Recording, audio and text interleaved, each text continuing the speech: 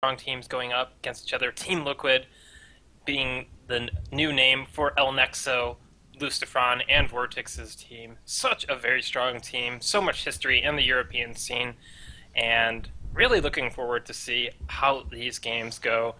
Such strong teams, and I'm sure they're going to give us one heck of a match. Yep, definitely. And well, the draft link is up. I'm loading us in, so it should be on stream. And there it is. Actually, both teams just went ready. The second I dropped in, and let's see. The fun around the map comes. I mean, last game they surprised us with a spider map, and I loved it because it was nice for change, fast action, a bit snowbally here and there, a bit coming back on Stigma's side, but well, it wasn't quite enough. Navi just too solid looking at the moment. But talking about solid, I mean, I mentioned it in the outro already, but I'm gonna put it into the intro again.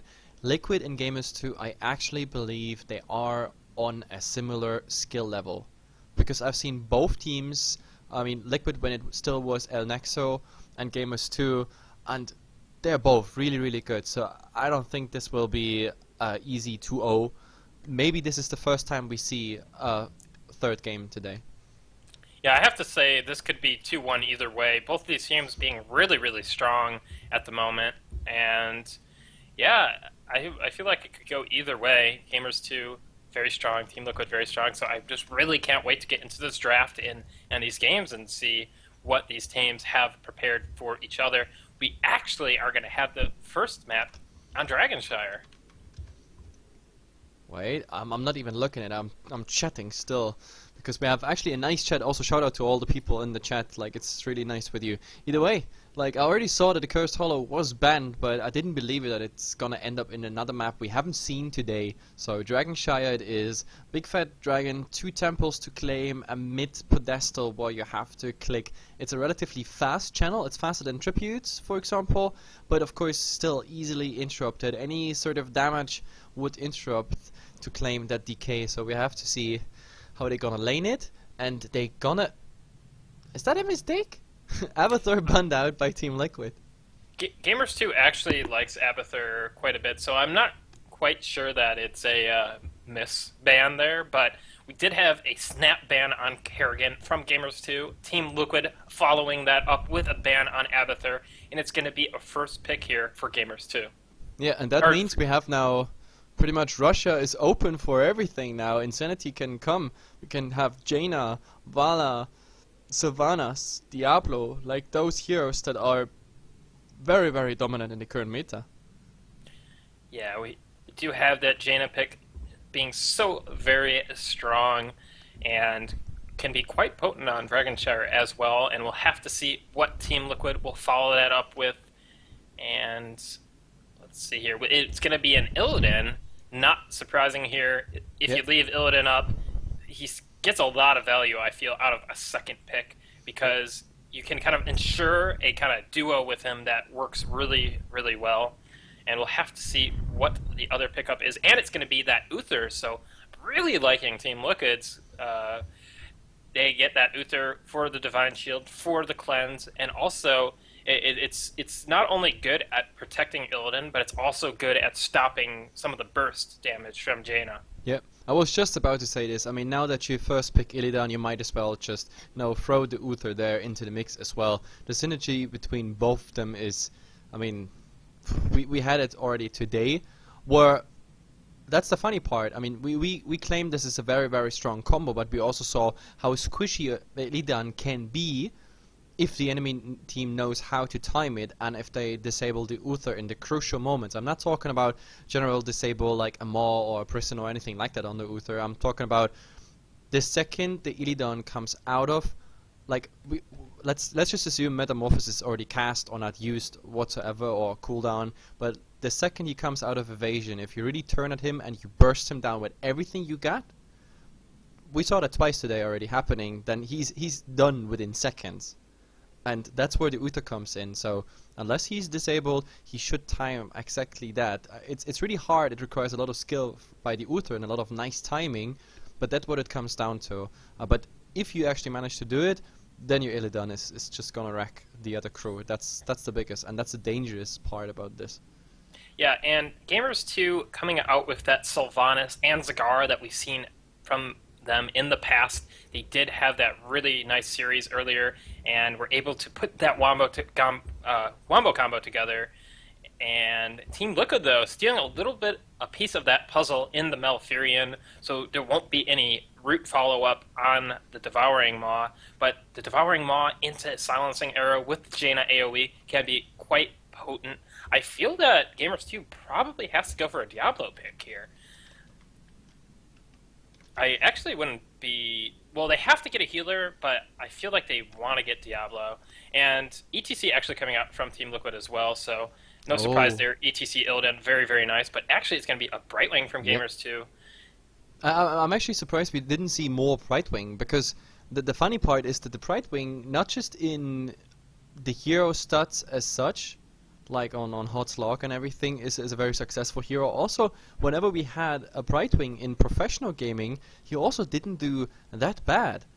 And so I'm surprised that we mostly see, I don't know, Malfurions and Tyrannus and Uthers. I mean, Uther, I can understand. Malfurion as well and Tyrannus as well, for example, if you have the combination for it. Then again, other teams, they play mostly Rhaegar, also with Farsight, etc., which is more utility. Brightwing is getting ignored a lot, but looking at the Illidan, this is exactly what you need. Like the polymorph, or hex, I'm not quite sure how you call it. I think on Brightwing it's called polymorph. Yeah, Um, Polymorph. yeah, it's pretty strong against that Illidan. Because Yeah, also on the polymorph you get full damage, and that's quite insane. It comes down to the same thing. Illidan jumping into the crowd of a big team fight, bam, polymorph, bam, burst, and he's down. Sometimes faster than the Uther can say heal. And that's the important thing. That's why I like Brightwing here. yeah. The thing is, Brightwing also has the Emerald Wind heroic ability, which further allows the disengage and kind of separating that front line from the back line. Uther's going to have to be careful here. He does not want to get Emerald Winded or polymorphed and not be able to cast Divine Shield or Cleanse or heals on his frontliners in Illidan and ETC, but it's going to be an Arthas for Gamers2 here. Arthas. Okay, I mean, Arthas is not a surprise to me right now because we saw him already once, so it's not a first. Less celebration right now for me, but I'm just thinking about how he fits into this. Oh, and Sergeant Hammer. Okay, now I'm actually getting excited. So, a second Sergeant Hammer of the day, a first Brightwing, and a second Arthas as well. When I look at the push potential, I mean, till the Sergeant Hammer came out, I would have said easily Gamers2 having way, way more push. Absolutely more push. Now the Sergeant Hammer is sort of compensating for it. When it comes to, well, the everlasting crunch damage by Illidan, for example, I'm not sure who wins the team fights. Then again, Gamers2, they're known for nice positioning, nice movement on the map, playing for the objectives. I mean, on this map, it's a lot about the tempos and everything, or ignoring the DK and then going for a push. We have to see what strategies they play. Like, I can't really say which draft is better right now.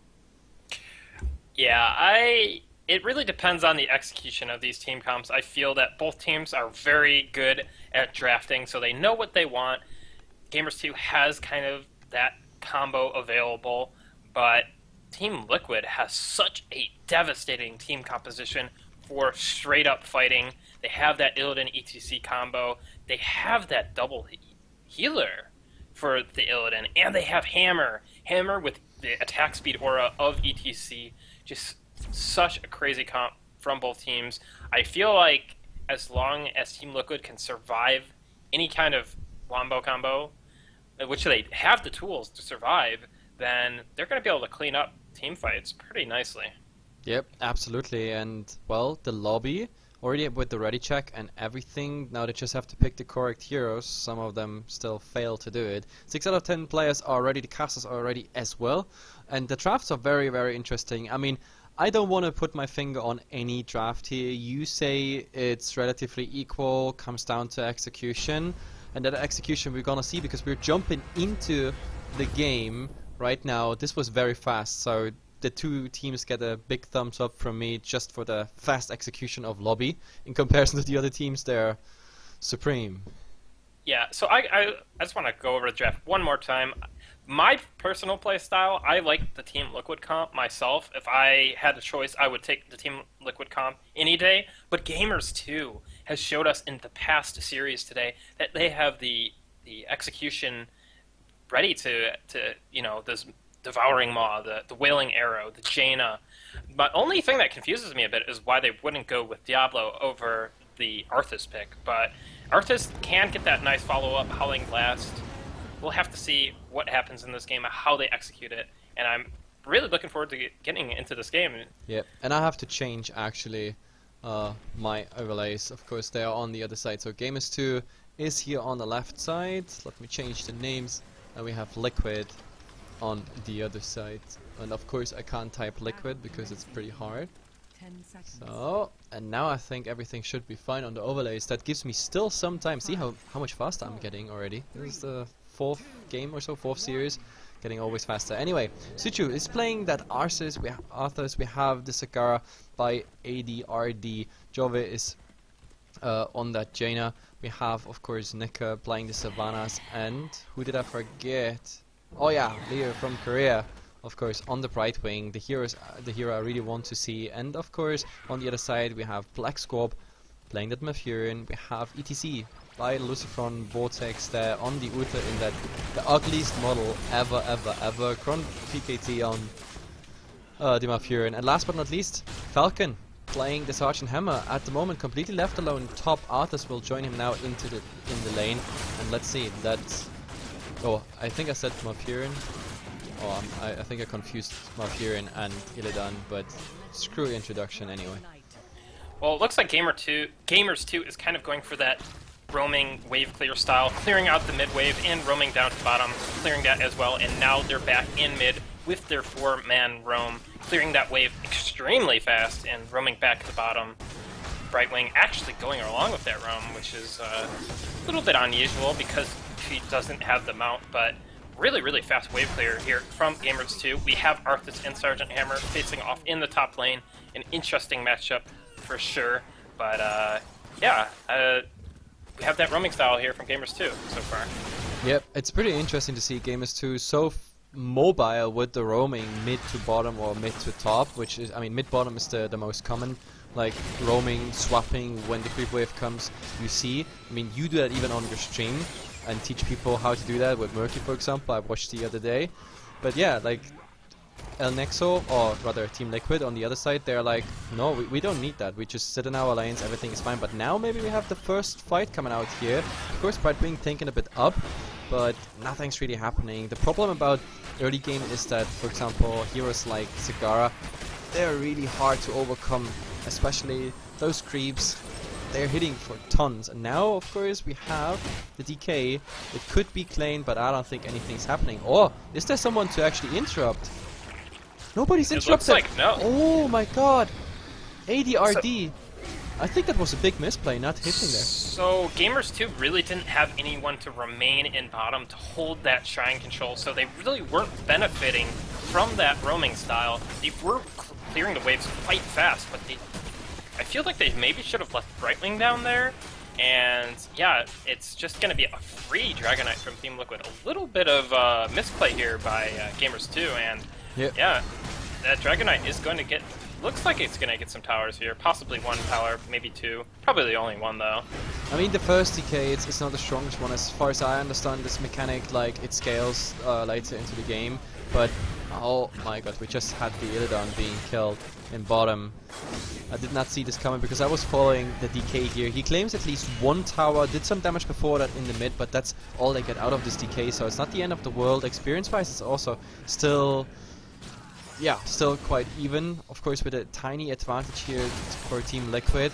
But I think this misplay, well, it's not a good start into the game, but it's still okay. EDC running in there, Jaina under trouble. Oh my god, half HP already, even less. That's definitely a kill, an easy kill. Nice intermezzo here in between, and they can go back to their lanes.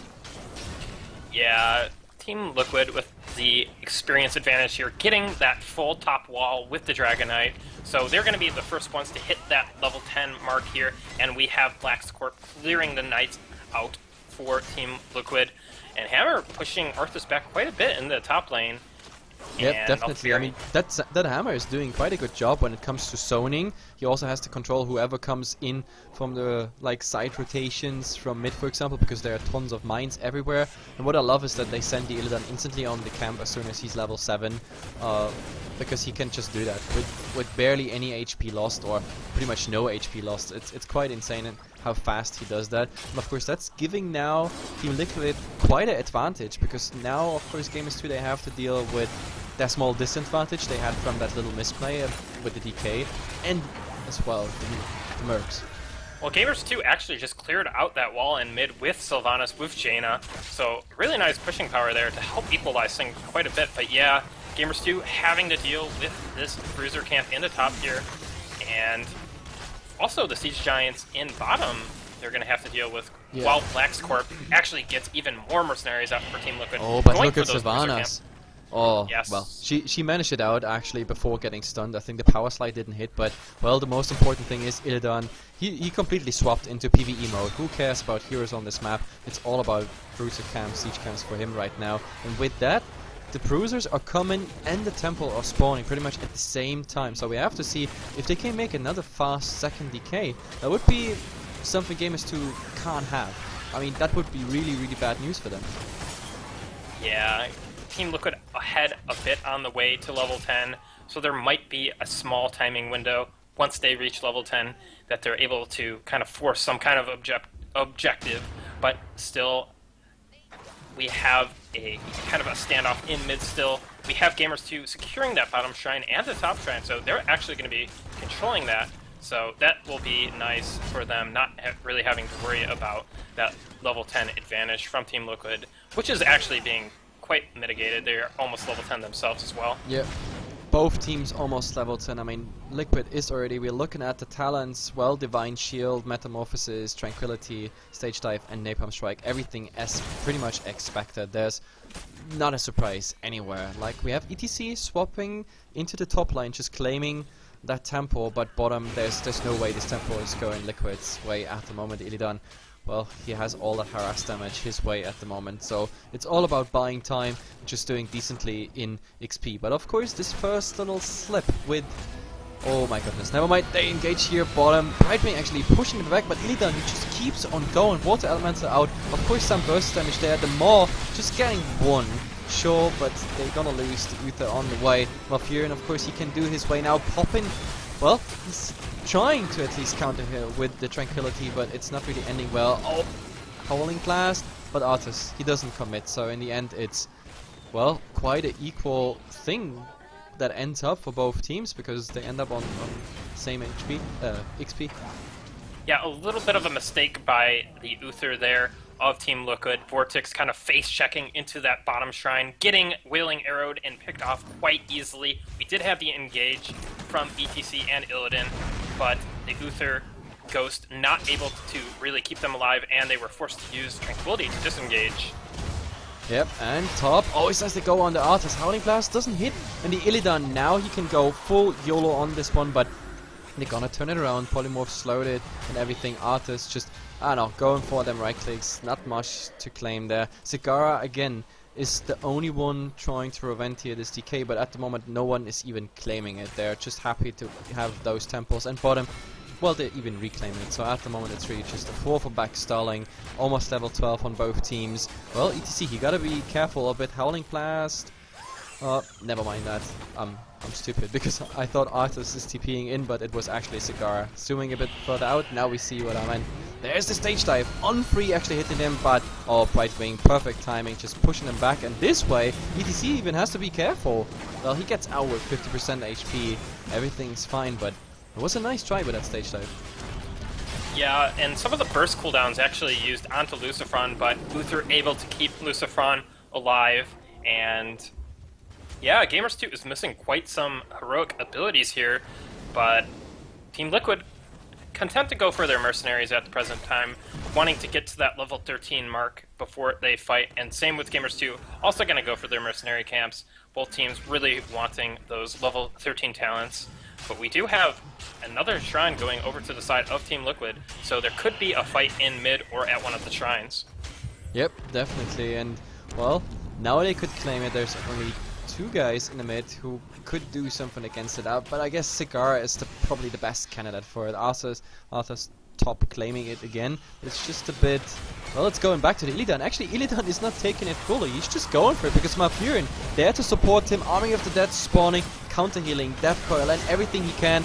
Well, Jaina tried to help there, but she couldn't do more than but slowing. So it is Arthas going down, and now all they need is pretty much claiming that top tempo, and I think they might be able to push a DK through right now, the 20 seconds they have. Yeah, it was a nice pick off onto Arthas, allowing Team Liquid to get this Dragon Knight here, and Vortex getting interrupted a little bit by the Zagar here of ADRD, and that gives enough time for Gamers2, the Brightwing, and the Sylvanas to secure that bottom shrine. But now we do have Team Liquid looking like they're posturing towards a bottom push here. Yep, Jaina claiming the top tempo. Zagar in the mid would anyway be ready just to interrupt it. Even against 3 heroes, I don't think you can actually get it through without killing the Zagara. He needs to die before that. Brightwing bottom tries to claim it, but ETC is just guarding it at the moment. We also have like the, how you call it, the observer drones, right? Yeah, the scouting drones. Very useful, especially on a map like this, I feel. So they're in place, they pretty much see everything coming, but oh, bottom, I think ETC might be in trouble here. What we need is a Howling Blast, but they're not even trying. ETC is just going away, and, well, he can deal with that. I don't think Arthas alone is anyway enough damage to get him down. Yeah, and Gamers2 playing really nice, like, Shrine ping-pong, preventing Team Liquid from getting that Dragon Knight earlier, but we do have the teams kind of converging on each other here, and we don't have Illidan. But yeah, Arthas in an awkward position. There was no kickback, but the Maw actually getting only one. They tried to pursue the Arthas, but he's really far away by now, and the rest of the team also converging to this point. Seeing that, Team Liquid is just saying, nope, we're not gonna commit to this fight. Yeah, but both teams are kind of converging again on this bottom shrine, and we do have an engage here from Arthas, but once again gonna fall back as Team Liquid falls behind their base. But here comes the stage dive here from Lucifron.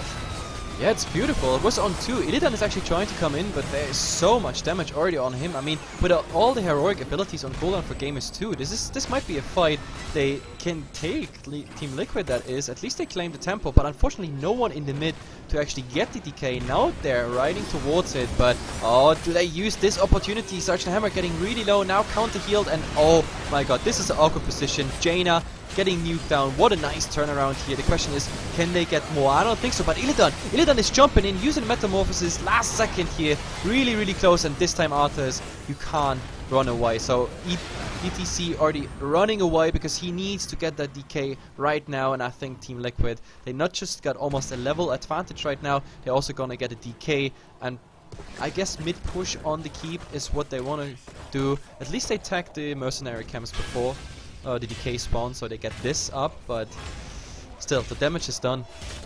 Yeah, Team Liquid did a really nice job baiting out many of the heroic abilities of Gamers2, and then they just disengaged, took the shrine, and then kind of forced Gamers2 hand there, and then easily took the fight with their superior team fight with all those heroic abilities on their side.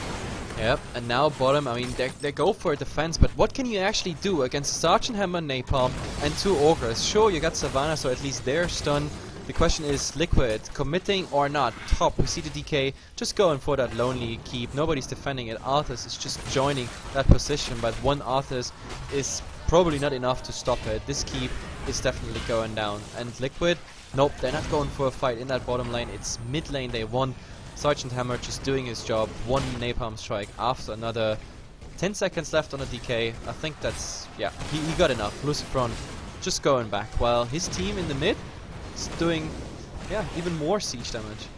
Yeah, they were able to snipe off bottom and top fort, so a very nice Dragon Knight there for Team Liquid. And now the Dragon Knight phase has ended. The mercenaries are respawning once again. Both teams on the level 16 talent tier, so not a huge advantage either way, but a definite building advantage for Team Liquid. And now we have both teams going for their bruiser camps, and we also have Gamers2 rotating bottom for the bruisers in bottom. So we could have a team fight brewing here. Yeah, pretty much. I mean, both Bruiser camps were almost cleared, like, synchronously, and now the question is, what's the next step? Experience-wise, considering that Liquid had 2 TKs, it's still kind of even, which is kind of a surprise. So just 1 level behind after 2 TKs. Gamers2, they are fine as they are right now. All they need is 1 good team fight, and this game is all open again. But let's see what's coming. I mean, Arthas, he just got that Bruiser camp, which is a tiny advantage over Liquid, obviously, but they're gonna be able to just clean this really fast up. 4 here in the bottom lane, and it really comes down to this one big fight we need to see. At the moment, it just looks like, okay, committing a bit on the mid key, but they're all converging to this position already. Yeah, Gamers2 trying to capitalize on Team Liquid being out of position due to them having to clear the mercenaries, but here comes the engage. Team Liquid. Oh, Sagara really in an awkward position. Moore is coming out, but he's already dead. Gamers2, really bad start into this fight. I mean, sure, there's silence coming out, but I think the damage is already done. Now Arthas, as tanky as he is, he's surrounded. No way to get out of here. All this heal, even with Army of the Dead, nothing is happening but dying. So 3 left versus 5. This is the end of this keep, and also keep in mind, top, there is, well, a Bruiser camp with not the fullest of HP, but still putting a lot of pressure on it. Now the question is, what does Team Liquid do? Keep on pushing or just split out and secure the DK? I think latter is the case. Yeah, it looks like they're already splitting up for that Dragon Knight, and with 2 heroes dead from Gamers2, they really have no option to contest this. They're going to have to sacrifice that Dragon Knight, and this is going to be a really big moment here for Team Liquid. They are almost level 20, so Gamers2 is going to be really desperate in this game very soon. And Team Liquid, even to put insult to injury, did get those Siege Giants out in the bottom lane. So really, really nice position for Team Liquid here. And yeah, they're about to hit level 20 with the death of some of these keep towers. This is not a 20 to 19 in level. No, by now Liquid achieved a 2 level advantage. And now, of course, level 20 is not any level. All the abilities you need now for a big fat team fight, yeah, in your favor, is out now, and they're pushing forward. They still have the DK on, well, 30% HP, but who cares about the HP right now? They can rotate the lane, just like, for example, ETC does. I mean, ETC, of course, global presence with a stage dive, but it seems like they keep on pushing in mid, and, well, Gamers2, they can only answer. There's no aggression coming from them, because they are really on the back foot. Yeah, and actually, interestingly enough, we do have the advanced Lava Strike for Sergeant Hammer, making his ultimate ability a lot more potent, and the range just absolutely absurd. I really like that talent. Sometimes you do see the Nexus Frenzy, but he wasn't really able to go for that Giant Killer and Executioner, opting for Stone Skin at level 16. So not a bad deviation in my mind. So yeah, definitely some interesting stuff there. Everything else pretty standard. We do have Demonic Form, actually, for the Illidan of Team Liquid. And once again, Team Liquid pushing here with these Siege Giants. And Gamers2 hard-pressed to really defend, as they are not level 20 yet. Not able to engage. Just have to kind of wait it out here. Yep. I mean, in theory, you can just sit there as Team Liquid and let your Sergeant Hammer spam that Napalm Strike, which is happening at the moment. I mean, he's aiming for heroes at the moment, but if he would do that for siege damage, then eventually everything will fall down. So Gamers2, they have to stop being on the back foot. They have to answer, but the problem is they're still a level short of, let's say, a fair fight with the level 20 talents. They are level 19 just started there, while Liquid is on the way to 21, fairly into that level already. So I'm not quite sure. Maybe contesting that Bruiser camp. If Team Liquid gets that, that's even more pressure on them. So it looks like it. And Gamers2, Nick, what can they do? They have to do something. They need to just soak and get that level 20 and take a good team fight. They're not able to contest that Bruiser camp as Team Liquid still level 20. Gamers2 not 20 as of yet. And it looks like the Bruisers have spawned now on the side of Team Liquid. They're going to get those out as well. And we're going to have a pause here from Blackscorp. Yep.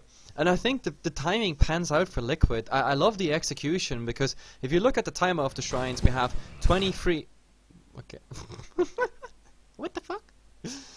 We have 23 seconds till the DK shrines come up, which means if they do a similar split we saw before, they can do this Bruiser camp, go bottom, take the Bruiser camp really fast if they are like 2 or 3, and then claim the temples into the DK, which means you have pressure on 2 lanes and a DK, or a fight around a DK, which means Gamers2 has to again choose between defense against bruises or going for that full fight, and that's, I think, the choice Team Liquid tries to push them into. Yeah, and we have Team Liquid here going, well, it looks like they're just going to be content to take the bottom and mid shrine, sorry, bottom and top shrine, and LaxCorp again going for that Dragon Knight. Yep. Gamers2 just not in position. They just did hit that level 20 mark, but the Dragon Knight coming out for Team Liquid, and I feel this has to certainly be a middle keep. And yeah, Gamers2 is going to be hard-pressed to defend this Dragon Knight, but it is only about an 18-19 minute Dragon Knight, so not the craziest, dangerous Dragon Knight ever, but still quite formidable.